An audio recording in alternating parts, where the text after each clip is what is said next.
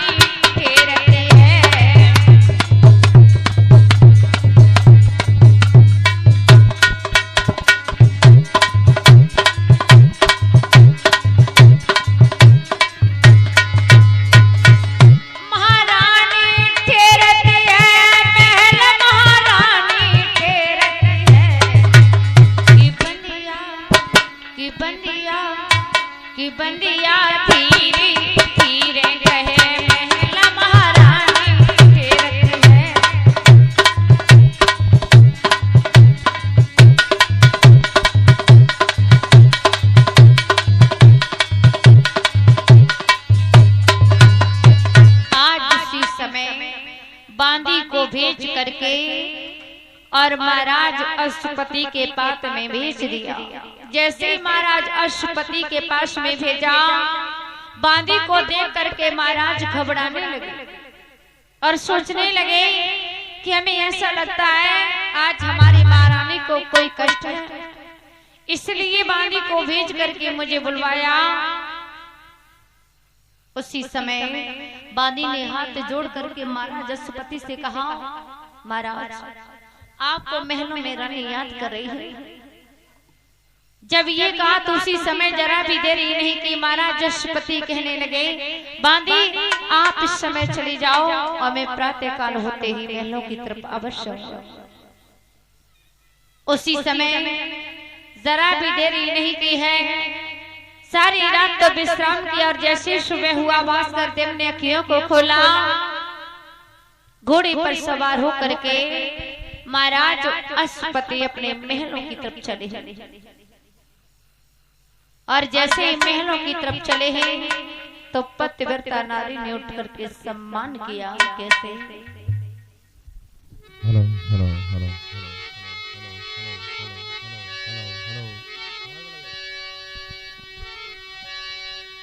खियामत देखी पिया नारी ने आसन लो लगाई। खियामत देखी पिया नारी ने आसन लो लगाई। और मोर पंख की लेके बिजनिया प्रिय पैरती घुमाई। मोर पंख की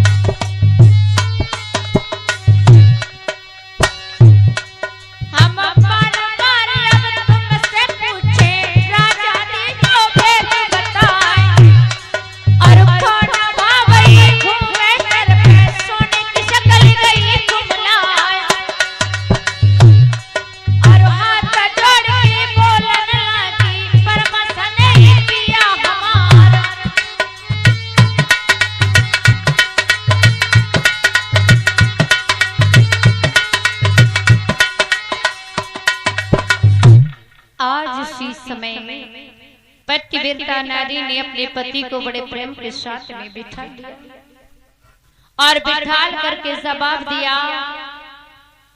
महाराज कहने लगे, महारानी आज आपने बांदी को भेज करके और मुझे क्यों बुलवाया, क्या बात है? उसी समय जवाब दिया और कहा, महारानी आपको पता नहीं है, आपकी जो बेटी है ना, ये सावित्री शादी के योग हो चुकी है। अगर हो सके तो लड़की जब जवान हो जाए तो माता पिता को चिंता हो जाती है, अगर हो सके तो इनकी शादी कर दीजिए। उसी समय महारानी ने जवाब दिया और कहा, महाराज मेरी एक बात सुनो। और क्या बोली है महारानी कि सावित्री शादी योग भई, अब किसी पर की तो तलाश करो।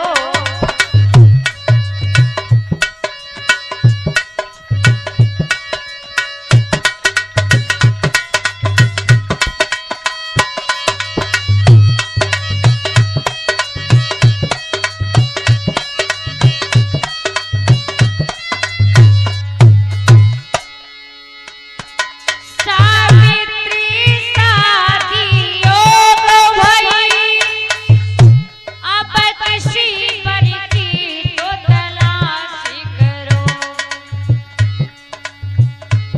और किसी कारण से ओ सजना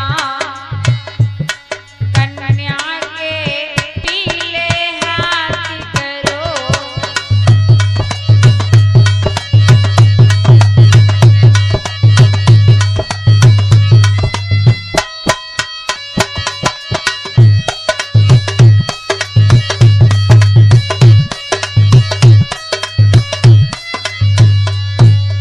जवाब दिया और कहा, महाराज हमने आपको इसलिए बुलवाया क्योंकि सावित्री शादी के योग हो चुकी है, अब किसी वर की तलाश कीजिए। ध्यान रखना महाराज अश्वपति हर जगह गए लेकिन कहीं भी सावित्री के योग वर नहीं मिला। जब सावित्री के योग वर नहीं लगा उसी समय सावित्री कहने लगी, पिताजी अगर तुम्हारी आज्ञा हो तो मैं कहीं वर की तलाश करके आऊं। महाराज अश्वपति कहने लगे, बेटी इससे अच्छी बात और क्या हो सकती है। अगर यही बात है तो आप अकेले नहीं जाना, 2-4 सखियों को साथ में ले जाओ और सखियों को साथ में ले जा करके रथ को तैयार करके आप जा सकते हो। पहले की हमारी माताएं बहनें नौजवान घर से अकेली नहीं जाती थी माताएं बहनें, लेकिन आजकल का तो जमाना भैया बहुत ही विलक्षण हो गया। हाथ में पर्स लिया और मोबाइल डाला, अब तो हैंड फ्री होकर के घूमने लगे। इधर जब रथ को तैयार करके और सावित्री ने 2-4 सखियों को साथ में लिया और सखियों को साथ में ले करके आज वर की तलाश करने के लिए निकल पड़े। तो जिस समय वर की तलाश करने के लिए वहां से निकली तो कहां पर पहुंची, जंगल की तरफ। जब जंगल की तरफ पहुंची तो उस जंगल में क्या देखा, एक लकड़हारा लकड़ियों को काट रहा था। एक लकड़हारा जो था वो लकड़ियों को काट रहा था। सावित्री ने जैसे ही उसको देखा तो सावित्री देखती रह गई और अपनी सखियों से कहा कि बहन एक काम करो, जो वृक्ष पर लकड़हारा लकड़ियों को काट रहा है आप इसको हमारे पास में बुला करके लाइए।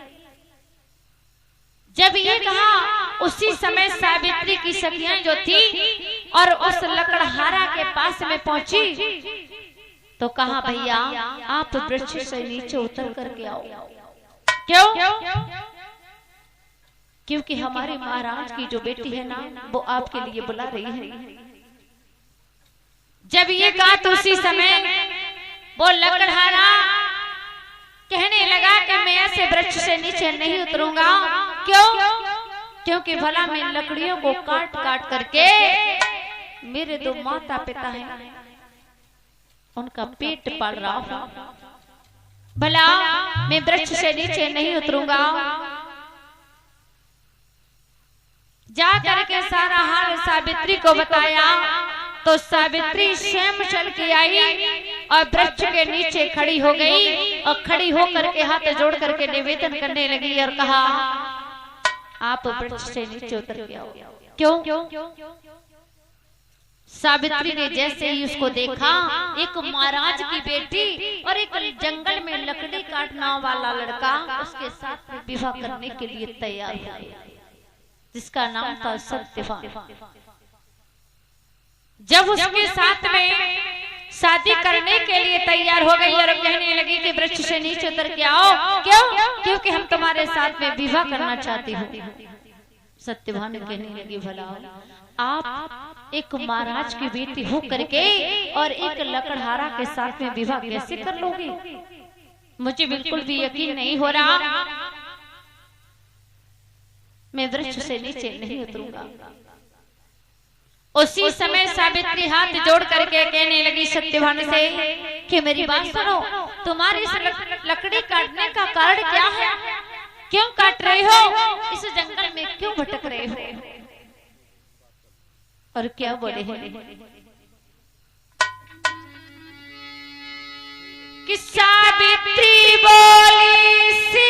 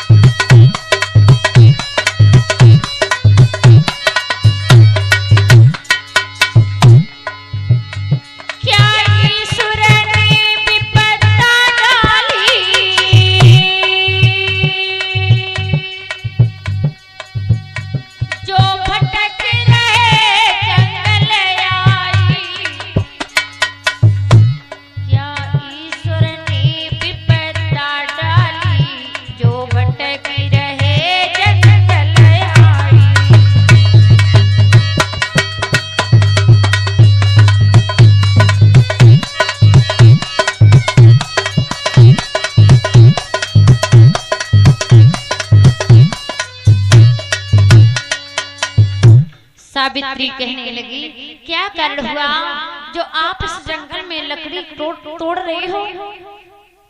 उसी समय सावित्री कहने लगी तो सत्यवान ने जवाब दिया और कहा, आपको पता नहीं है, मैं अपने माता पिता के खातिर इस जंगल में लकड़ी तोड़ तोड़ करके अपने माता पिता का पेट पाल रहा हूं। पुत्र हो तो सत्यवान जैसा हो। और ध्यान रखना, माँ से बढ़कर के इस दुनिया में कोई भी चीज नहीं बताई। और किसी विद्वान ने लिखा और बताया है कि माँ की समान इस दुनिया में कोई गुरु नजर नहीं आता।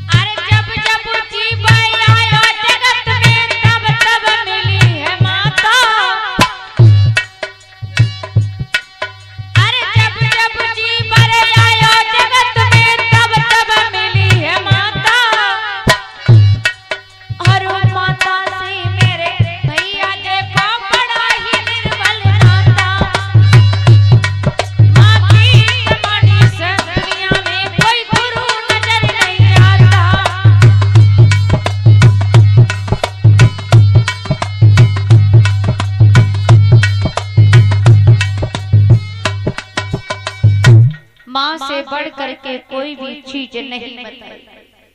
जो लोग अपने माता पिता की सेवा करते हैं उन्हें कभी जीवन में कष्ट नहीं मिलता।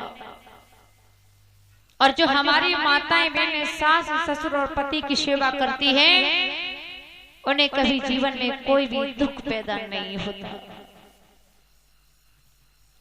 हमारे इतने भाई लोग बैठे हैं, सुबह उठ करके अपने माता पिता के कौन कौन से लोग पैर छूते हैं? जरा ऊपर हाथ खड़ा करना। अब जी पैर थोड़ी छुए हैं। क्या आप लोग भगवान श्री राम से बड़े हैं? कि प्रातः काल उठ के रघुनाथा मात पिता को नभावे माता। भगवान श्री राम सुबह उठ करके अपने माता पिता के पैर छूते थे। लेकिन आप लोग बनो तो भगवान श्री राम जैसे बनो, अपने माता पिता की सेवा करो। लेकिन महाराज माता पिता को भूल जाते। कब? एक छोटा सा दृष्टांत हमें याद आ गया माता मेरे। क्योंकि जैसे दो भाई थे और एक भाई की शादी हो चुकी थी बड़े वाले भाई की, और छोटा वाला भाई था उसकी शादी नहीं हुई थी। जब उसकी शादी नहीं हुई तो बड़े भाई के कहने के अनुसार वो छोटा भाई काम करता था। जैसा भी कहता था वो वैसा ही करता था। बहुत समय हो गया, इतना समय हो गया कि छोटा भाई शादी के योग हो गया। जब छोटा भाई शादी के योग हो गया, उसकी शादी हो करके आई।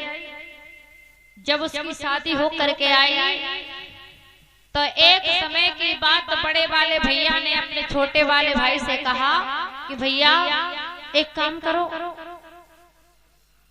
जो गेहूं की फसल खड़ी है ना, ये गेहूं की फसल सारी सूखी जा रही है, एक काम करो इसमें पानी लगा देना। तो भाई ने भाई से तो कुछ नहीं कहा। तो उनकी घर में बैठी श्री देवी वो कहने लगी, सुन रहे हो, बिल्कुल नहीं जाना, ये तो सुबह से लेकर के संध्या तक घूमता ही रहता है और तुमसे काम करवाता है, बिल्कुल नहीं जाना। अब भैया तो कुछ भी नहीं बोला और वो पानी लगाने के लिए नहीं गया। जब नहीं गया बड़ा भाई कहने लगा, क्यों तुमने सुना नहीं? अब छोटा वाला भाई मजबूर हो गया, क्योंकि अपने श्री देवी की बात नहीं मानेंगे तो भी बात खराब है, घर बर्बाद हो जाएगा। अब हुआ ऐसा, छोटा भाई बड़े बड़े भैया से कहने लगा, भैया एक काम करो, अब बहुत दिन है गए हमें तुम्हें साजे में रहते हुए, लेकिन अब साजे में काम नहीं चले।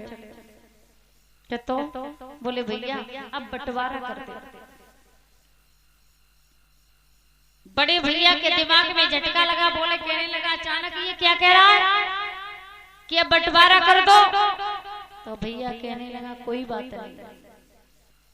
अब हुआ ऐसा, इनके बंटवारा की जब नंबर आया तो सर्वप्रथम जो बड़ो भैया था ना बड़ा तेज था, तो बड़े भैया ने छोटे भैया से कहा तो सर्वप्रथम बंटवारा किस में हुआ भैया कि खेत में जो गेहूं खड़े ना, तो खेत में जो गेहूं खड़े थे तो बड़े भैया बंटवारा करने के लिए गए। तो उन्होंने क्या किया, छोटे भैया को तो नीचे के गेहूं दे दिए और ऊपर के अपन ले लिए। बोले कोई बात नहीं है, भैया ने कुछ भी नहीं कहा। अब हुआ ऐसा कि घर में एक भैंस थी जो दूध दे रही थी, तो बड़े वाले भैया ने क्या किया, आगे की तो भैंस छोटे वाले भैया को दे दी और पीछे की भैंस बड़े वाले ने ले ली। कोई बात नहीं है, बंटवारा हो गया। अब हुआ ऐसा कि माँ का महीना था, सर्दी पर सर्दी पड़ रही थी, घर में एक ही जोड़ी गद्दा रजाई थे, तो गद्दा रजाई में बंटवारा कैसा किया, बड़े भैया ने कहा कि देखो दिन में तो तुम्हारे और रात में हमारे। बोले ठीक है। उसने तो कुछ भी नहीं किया। अब जैसे ही वो घर गया, उनकी पत्नी कहने लगी छोटे वाले की क्यों बंटवारा हो गया, कि हाँ कि कैसे हुआ, कि खेत में ऐसा हुआ कि ऊपर की तो फसल है भैया भाभी की और नीचे की फसल हमारी तुम्हारी की। अच्छा, और जो भैंस दूध दे रही है ना, तो आगे की तो है हमारी तुम्हारी और पीछे की भैया भाभी की।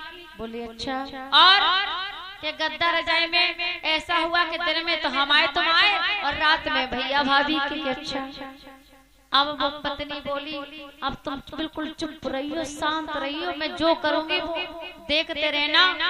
अब भैया वो तो बिल्कुल शांत हो गए कि अगर तुम मेरी बात नहीं मानोगे ना तो देख लियो जो पंखा है ना चाय पे लटक जाओ।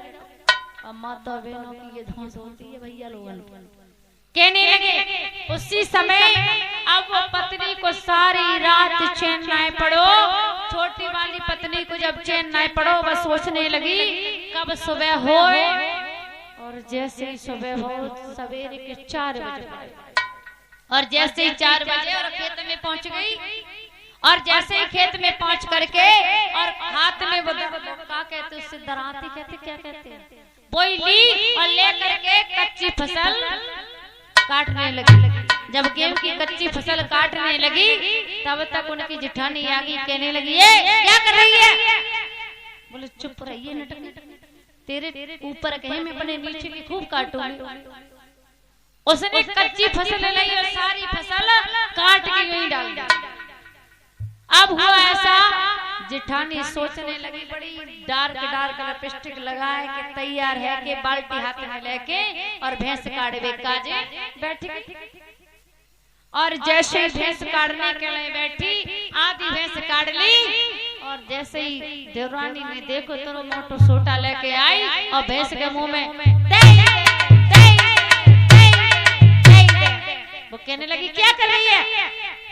बोले चुप रहिए, तेरी पीछे की तू अपना दूध निकालना, हमारी आगे की हम न्यार खवाते हैं तो हम तो इसे मारेंगे। तो ध्यान रखना वो भैंस ने ऐसी लात दी सब को पड़ी। अब आओ गद्दा रजाई को नंबर। जब गद्दा रजाई का नंबर आया तो वो छोटी वाली ने क्या किया कि गांव के पास में ही एक तालाब था, जो गांव के पास में तालाब तो वह तालाब में जाके गद्दा रजाई पूरे दिन डाले रही। पूरे दिन गद्दा रजाई तालाब में डाले रही, और रात के जैसे ही 7 बजे और पानी चुचवात भाओ और घर में रख दे दारी की ओर। तो ध्यान रखना, देखो भाई भाई में कभी झगड़ा नहीं होता, लेकिन तरह तरह की देवियां आती भाई लोगों में भी बंटवारा कर देती। धन्य है महारानी। बोली बंकी बिहारी लाल की। एक छोटा सा भजन बोलेगी माता मैंने तालियों के साथ में। और भगवान श्री राम का विवाह सीता मैया के साथ में किस तरीके से होगा, कन्यादान के लिए लाई कछु के खाली हाथ चले गए और विधि झांकी के द्वारा होगा।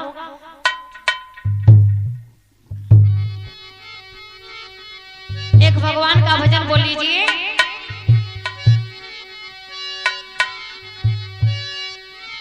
कि बंसी मधुबन से मंगा बाई दूंगी कदीर चदरा कन्हैया बंसी।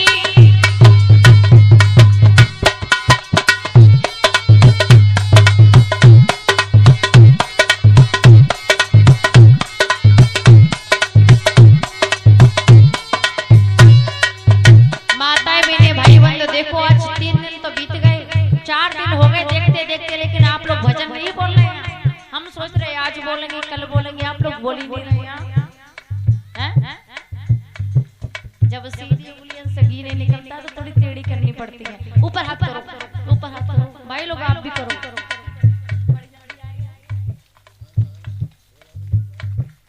ऊपर हाथ कर लीजिए, ऊपर हाथ सभी माताएं बहनों ऊपर हाथ।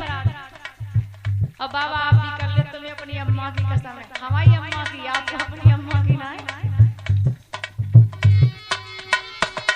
कि बंसी मधुबन से मंगा बाई दूंगी कदीर चदरा कन्हैया बंसी।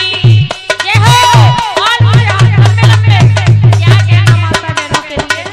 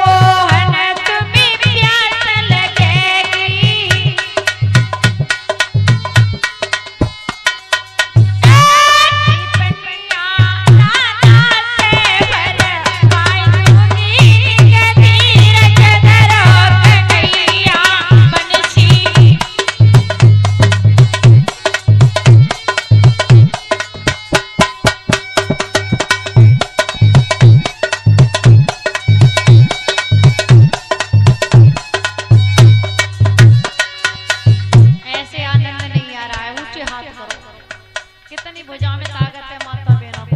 लंबे लंबे हाथ करो। अम्मा आप ऊपर हाथ कर लिए, वो पीछे बैठी हैं। अब क्या करें बेचारी, बोल तो बहुत तेज रही है, भगवान की कृपा से मुंह में दांत आए तो हवा निकल जाती है।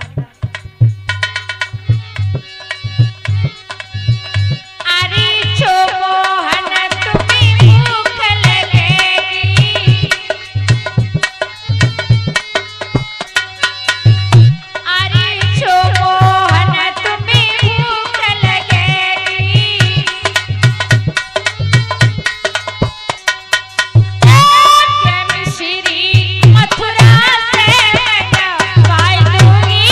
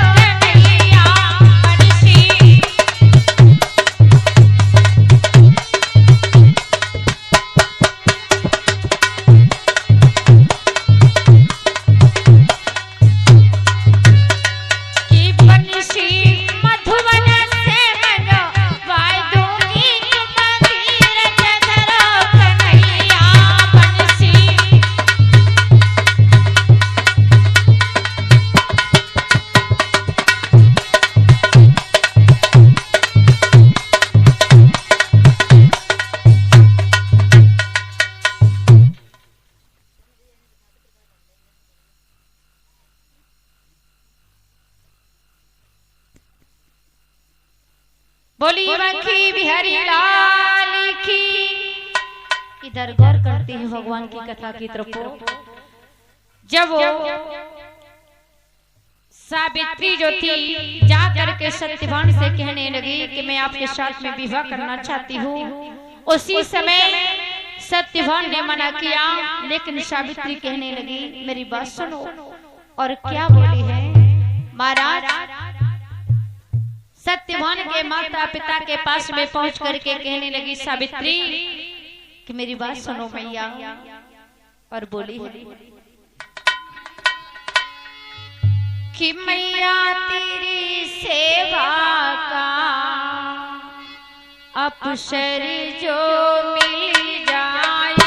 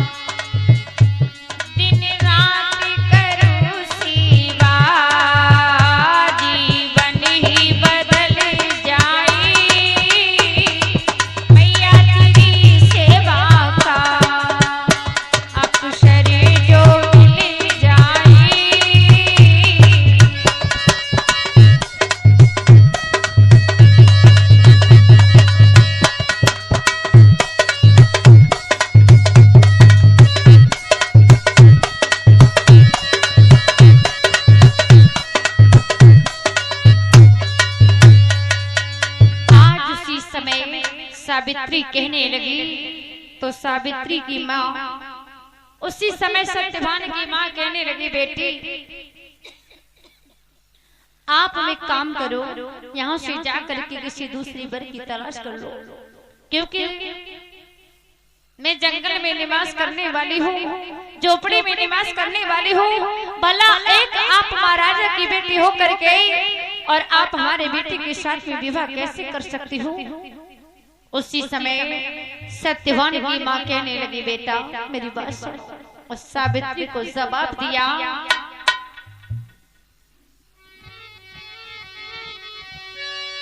कि मैया रोई गई, कि मैया रोई गई और बेटी नाई मोल बिगड़ी को मैया।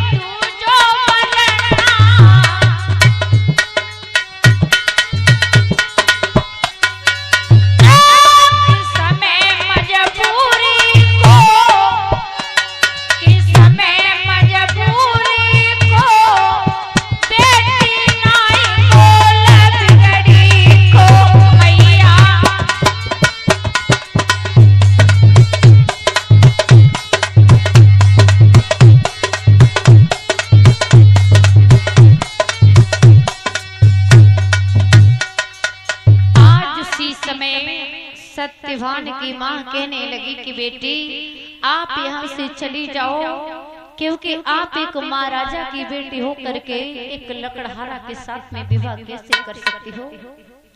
उसी समय सावित्री कहने लगी माँ चाहे कुछ भी हो जाए मैं मर जाऊंगी, लेकिन विवाह करूंगी तो सत्यवान के साथ में ही करूंगी। उसी समय आज जरा भी देर ये नहीं की है और सत्यवान की मां ने सावित्री से कह दिया अगर यही बात है तो कोई बात नहीं है। आज मैया से हाँ करवाने के बाद में सावित्री वहां से चली जाती है। घर लौट करके वापस पहुंची तो वहां पर क्या देखा, अपने पिता अश्वपति से कहा मैया मैं वर की तलाश करके आई हूँ। महाराज अश्वपति कहने लगे बेटी कौन है? सत्यवान नाम बताया तो उसी समय ब्रह्मा पुत्र देव ऋषि नारद को बुलाया और कहा कि हमारी बेटी वर की तलाश करके आई है, इनके भविष्य के बारे में बता दीजिएगा। तो देव ऋषि नारद जी कहने लगे कि वैसे तो सब कुछ ठीक है, लेकिन 1 साल में 1 महीना बाकी रह जाएगा तभी उसकी मौत हो जाएगी। महाराज अश्वपति कहने लगे बेटी आप चाहो तो आप दूसरा वर की तलाश कर लीजिए, लेकिन इसको छोड़ करके। सावित्री कहने लगी नहीं पिताजी मैं विवाह करूंगी तो सत्यवान के साथ में ही करूंगी।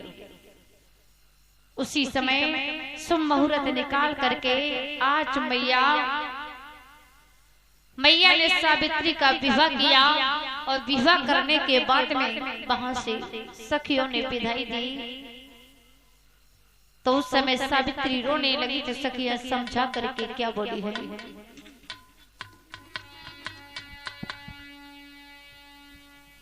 तो जिस समय विदाई का समय आया तो मैया कहने लगी बेटी मेरी बात सुनो कि कुल की परंपरा मर्यादी निभाए जइयो बेटी।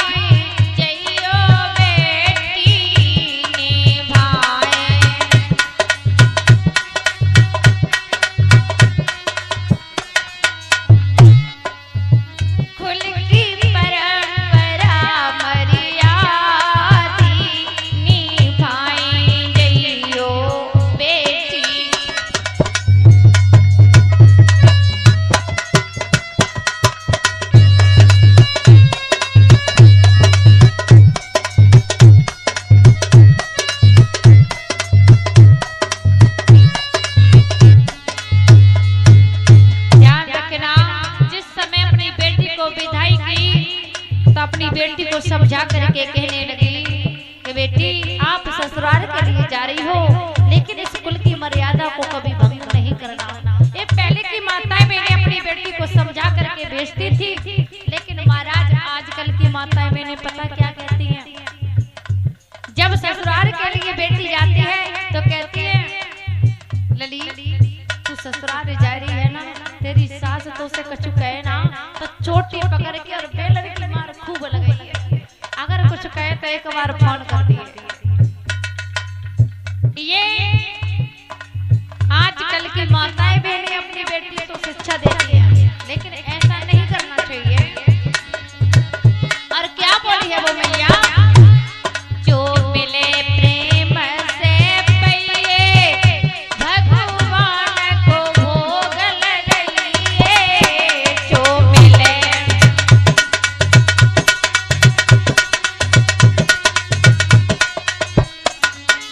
अरे वो बिगड़े बनावे काज नी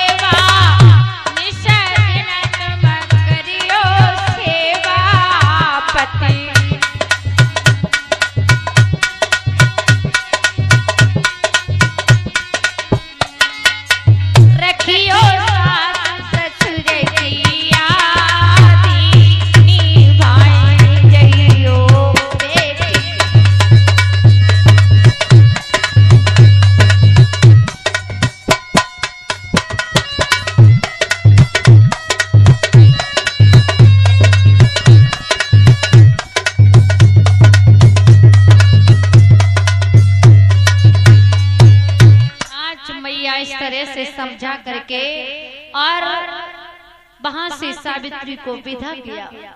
तो जिस समय विदा किया धीरे धीरे हेलो हेलो राधे श्री राधे। और ये भागवत कथा में कुछ दान आया है वो इस प्रकार से है। 10 रुपए दीपक मीना सुपुत्र श्री किशनवीर मीना अहरोला से, 10 रुपए श्री महिपाल मीना अहरोला से, 51 रुपए श्री कल्लू सिंह ठाकुर साहब जी अहरोली से, और 10 रुपए श्री कुंदन सिंह मीना अहरोला से, 10 रुपए संगीता सुपुत्री श्री कुंदन मीना अहरोला से, 20 रुपए प्रवेश मीना कुशालपुर से, 10 रुपए पलक मीना सुपुत्री श्री राजू मीना धनारी से, 10 रुपए पायल मीना सुपुत्री राजू मीना धनारी से।